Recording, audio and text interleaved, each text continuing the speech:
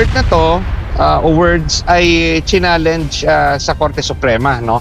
The very reason na sinasabi na hindi authorized yung House of Representatives, in particular yung Committee on Justice, to conduct any kind of trial kasi yung trial is reserved sa Senado. But again, that issue is now pending with the Supreme Court.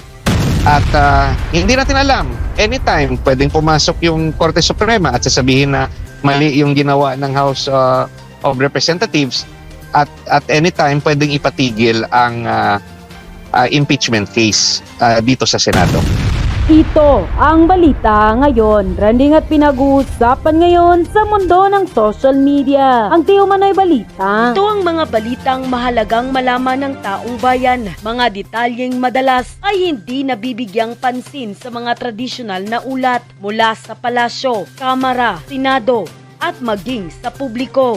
Pero bago ang lahat, kung bago ka pa lamang sa aming channel at kung gusto mo ang mga balitang tungkol sa mundo ng politika dito sa Pilipinas at mga detalyeng madalas di umano'y hindi nabibigyang pansin ng media, ay please huwag kalimutang mag-like, subscribe at i-click na rin ang notification bell para mas maging updated ka lalo sa lahat pa ng bagong videos na i-upload namin. At eto na nga mga kababayan. He is a newly appointed NBI director. Hindi siya yung recent from the ranks, no? At inamin niya rin na nanggaling siya sa mundo ng politika at hindi galing sa rank and file ng NBI kung saan the years of their experience would qualify them as expert witness. So sa pag-aamin ni Director Matibag, bago lang siya na iluklok dyan sa NBI. Opo, may implikasyon ho ba o epekto yung pagtanong po ng ilan nga po sa mga senator judge at itong mga depensa na si Director Matibag ay galing po sa partidong PDP Laban, sa political party, tapos yung kanyang asawa po ay isa sa mga kongresistang nag-endorso o bumoto, pabor nga doon sa impeachment laban kay Vice President Sara Duterte, etc. etc. Attorney, ano ho yung gustong palabasin po ng mga nagtatanong tungkol dito sa background po sa politika ng Director Matibag? That line of questioning points at a question of credibility. Whether or not yung testimonya ay objective o baka nabahira ng politika. So it depends already on the individual appreciation ng senator judges. Dahil nga sa pag-amin rin ni Attorney Matibag, ni Director Matibag, na galing siya sa mundo ng politika. At lalo na yung kanyang asawa ay isang politiko. Although he qualified na hinihiwalay niya ang kanyang trabaho sa trabaho ng kanyang asawa. But again, whatever pronouncements yung ginagawa ng mga witnesses, it will still go to the appreciation of the individual senator judge. Opo, opo. Sinabi din ho ng NBI na mayroon na silang pangalan ng umano'y assassin. Ngunit hindi po nila ito matukoy sa publiko. Maaari ho bang gamitin ng impormasyong ito sa impeachment trial kahit hindi pa po tapos yung kanilang investigasyon, Attorney? Sa aking pagkakaintindi, wala pa po silang nahanap na pangalan na siyang itinuturong assassin. Sa aking pagkakaintindi sa kanyang testimonya, may mga persons of interest na sila na makakatulong sa pag later on identify ng yung alleged assassin na kinausap raw ni VP Sara. Yung importante sa testimonya ni Director Matibag, sinasabi niya na base sa admission herself ni VP Sara ay nabuo na ang kanilang konklusyon tungkol sa kaso na grave threat, no. So as with regards to the identification of an alleged assassin, hindi pa natutukoy ng NBI kung meron na ngang taong ito. Opo, at posible 3 hanggang 6 na buwan daw. Inaasahang makikilala po nila ito ng mga personalidad na umano'y assassin. Paano ito makakapekto, Attorney, sa impeachment proceedings? kung nandun ka sa loob ng plenary nung sa Senado, makikita mo nga yung original answer ni Director Matibag, hindi siya nagbigay ng timeline. Kaso, yung nagtanong sa kanyang senador, I think baka si Senate President Win Gatchalian yun, talagang nag-demand no, ng timeline. Pero sa aking obserbasyon, noong umpisa, ayaw magbigay ng definitive timeline si Director Matibag. At sa kanya ring let's say, testimonya na analyze ko na talagang wala pa silang pangalan kung sino man yung alleged assassin na kinausap ni VP Sara. Opo. Attorney, tungkol din ho doon sa impeachment process kasi nabanggit nababanggit ng depensa na mini trial yung unang pagdinig nga ng Kamara doon sa impeachment case ni VP Sara pero ino-object nitong prosecution. Ano ho ba yung legal na pagkakaiba ng dalawang ito, attorney? At paano po ito makakaapekto itong kredibilidad ng mga ebidensya kung ang mga ito ay unang natalakay sa House impeachment proceedings? If we recall, noong iniimbestigahan pa lang yung kaso ni VP Sara doon sa House of Representatives, I think in an interview, isa sa mga congressman ay nakapagsabi ng katagang mini trial at ito ay kinuha ng publiko na yan ang ginawa ng Congress, no. So ito'y pinabulaanan naman officially ng mga miyembro ng Kongreso na hindi ito mini trial. So that particular word, no, or words ay nasabi outside the halls of Congress at I think it was said during an interview. So at itong word na to o words ay challenge sa Korte Suprema, no. The very reason na sinasabi na hindi authorized yung House of Representatives in particular yung House Committee yung Committee on Justice to conduct any kind of trial kasi yung trial is reserved sa Senado. But again, that issue is now pending with the Supreme Court.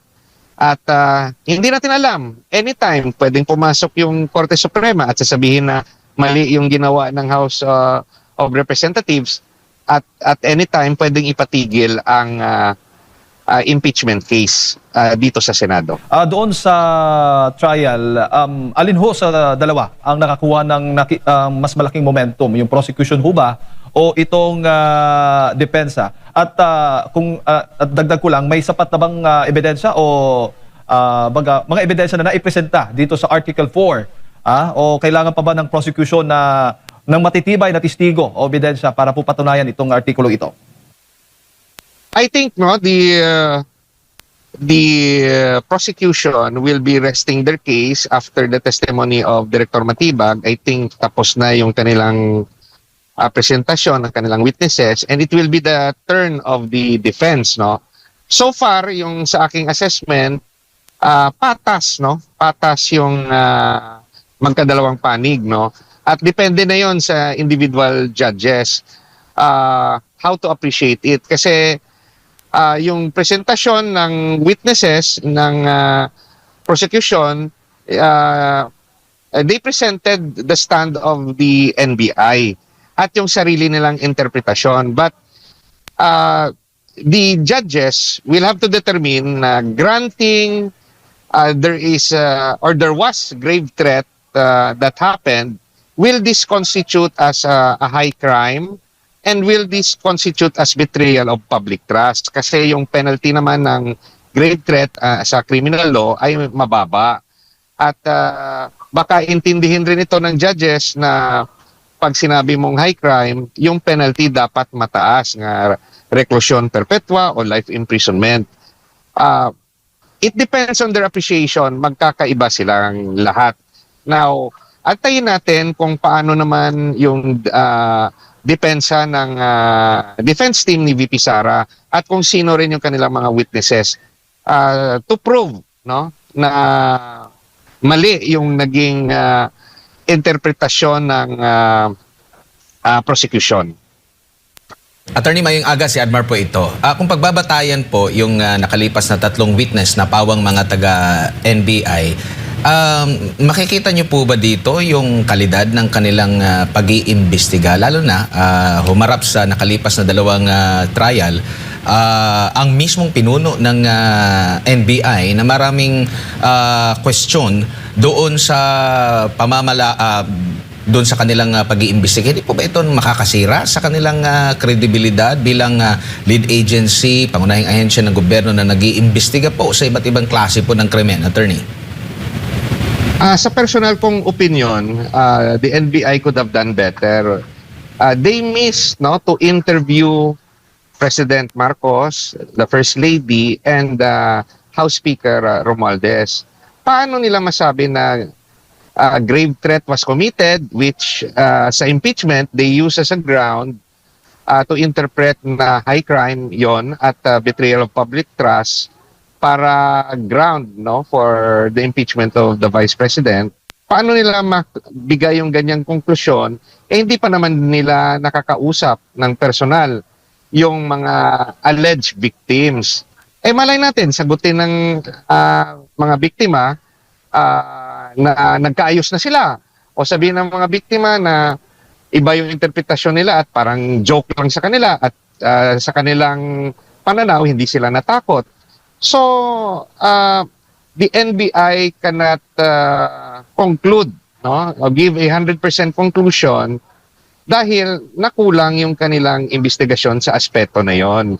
So, they could have actually completed it if sasabihin na ni na Pangulong Marcos, ni First Lady at ni Speaker Romualdez under oath na talagang natakot sila at sa kanilang pananaw ay seryoso yon.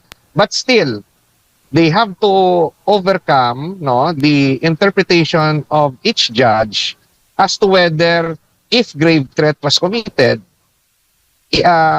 kung ma-prove nila na it should be considered as a high crime and a betrayal of public trust. So that's another issue that they need to overcome in order to have a successful conviction for this impeachment trial. Opo, dito naman po tayo sa sentro ng debate rin sa social media ngayon. Yung naging pahayag po ng kapwa nyo PDP laban na si Senator Judge Robin Padilla, kung saan maraming nagkomento doon sa kanyang pahayag na sana hindi one-sided ang prosecution. At nabanggit na sa isang panayam naman kay Congresswoman Jervy Luistro, parang sinabi niya na mas nakakapagtaka kapag neutral ang prosecution at kung i-defend namin yung respondent. At ngayon, doon sa mga nakakaintindi dito sa naging pahayag ng Senator Judge, may mga lumalabas din na kanilang batayan sa sinasabi dito sa Canon 2, Section 31 ng Code of Professional Responsibility and Accountability of the Philippines. Quote-unquote, the primary duty of a public prosecutor is not to convict but to see that justice is done. Ano pong masasabi niyo po dito, attorney? Kailangan napanood nila yung buong pangyayari para ma-interpret natin ng tama. Yung sa akin, nandun ako sa loob ng trial court at napanood ko yung umpisa, yung reaksyon ng mga audience, yung pag-object ni Senator Raffy Tulfo, yung mga sinasabi ni Senator Padilla. Sa aking interpretasyon, yung ibig sabihin ni Senator Padilla ay bakit at napasama, at tandaan nyo, napasama yung issue ng Senator Judges, yung ibig sabihin ni Senator Padilla ay bakit pag sinabi ng prosecution na pwedeng magtestigo yung mga witnesses, kahit may mga kaso, dahil nagtanong si Senator Padilla, bakit kayo nagpipresenta ng mga testigo na may perjury cases, may pending perjury cases? Ang sagot ng prosecution, pwede silang ipresenta pag hindi pa naman sila nako-convict with finality. So sa pagkakaintindi ni Senator Padilla, napaka-unfair yan. Bakit? Dahil may sa kanyang example, yung mga senator judges na wala pa namang conviction at sila'y naakusa, in particular no, si Senator Jinggoy at Senator Marcoleta na nakakulong sa ngayon, ay binabawalan. No? At sinabi niya nga, binabawalan ng ombudsman. Siyempre yan yung standang ombudsman, pero yung nagbabawal yung Sandigan Bayan, yan yung ibig sabihin bakit hindi makatestify. So hindi naman ibig sabihin na hindi nirerespeto ni Senator Padilla yung proseso sa legalidad, no? May sariling rules rin kasi yung Sandigan Bayan. Sinight niya lang no na at ako kasi nakakasama ko si Senator Padilla, meron rin akong napanood na video ni Congresswoman De Lima na nagsasabi na sa kanilang interpretasyon yung regarding no yung the number of votes required no to convict ay yung posisyon ni na Congresswoman De Lima, who is part of the prosecution, ay dapat hindi bilangin ang boto ng mga judges na hindi nakaka-participate dahil sila ay nakakulong. So, to the mind, you must remember na si Senator Padilla laging nagbabase sa konstitusyon at sinasabi niya sa kanyang mga pahayag yung equal protection of laws saka due process. Sa aking palagay, yung nasa isip ni Senator Padilla nung nagkomento siya tungkol sa issue na yan, ay napaka-unfair naman po ng pagtrato ng prosecution regarding the senator judges na may hinaharap na mga kaso na hindi mabibilang yung boto o hindi sila makaparticipate sa trial at yung sa kanilang treatment sa witnesses na merong mga pending na kaso na hindi pa pinal yung conviction. So, naglalabas lang ng kanyang damdamin si Senator Padilla nga dapat patas ang batas at patas yung treatment at kasi pag hindi natin ito sundin, nalalabag rin yung due process. So, yan yung hindi kasi tuloy-tuloy yung naging argumento ni Senator Padilla dahil pumasok si Senator Raffy Tulfo. Pero kung papakinggan natin o papanoorin natin, kung may video kayo na kopya, kung anong nangyari sa puntong yon, yan po ang ibig sabihin ni Senator Padilla sa aking interpretasyon. Opo, balikan naman natin yung naging pahayag din ni Attorney Melvin Matibag kaugnay nga dito sa pattern of violence daw po kung saan binalikan niya yung isa't kalahating dekada ng nangyari doon sa Davao City na pagsuntok ni then Mayor Sara Duterte sa isang sheriff. May kukonsider na ba itong pattern kung ito lang yung kanilang naging basehan, attorney, at yung mga ilang videos na sinasabi nilang nagbanta doon ang pangalawang Pangulo? Well, sa assessment ng NBI, that is their conclusion. Whether or not the senator judges will believe the NBI, nasa senator judge na yon, no? And again, the senator judges will be looking at the credibility of the witnesses, whether they have if they will see that this witness have the experience, have the right credibility to be believed into, yung testimonya ng witnesses ay makakaapekto sa magiging desisyon ng senator judges. But kung sa tingin ng judges na hindi naman sila expert witness, they don't have the professional capacity to render a conclusive opinion or assessment sa threat level, the senator judges will rule on the matter based on their personal biases, based on the video that they have seen. So, but of course, the witnesses are there presented by the prosecution to sway the personal belief of the senator judges. Remember, the video itself is the best evidence. Kung sa tingin ng senator judges ay ito ay sapat na ebidensya for grave threat, yung second question na susunod, they will have to determine if grave threat is to be considered a high crime and a betrayal of public trust. So, dalawa yung dapat dadaanan bago makonvict si VP Sara regarding this particular item, no? Yung regarding the threat, no? They have to prove that there is really a grave threat that can qualify sa impeachment as betrayal of public trust and it is a high crime. And second, whether they are qualified to convict as a high crime and as a betrayal of public trust. At yun na nga mga kababayan, ano na ang masasabi mo? Kung mayroon kayong hinaingat komento patungkol sa balitang ito, please comment down below. Pag-uusapan natin yan sa comment section. At kung nagustuhan nyo ang video, ay huwag kalimutang mag-like at i-share na din para mas marami pang makaalam at umabot ito sa marami sa ating mga kababayan. Maraming salamat po!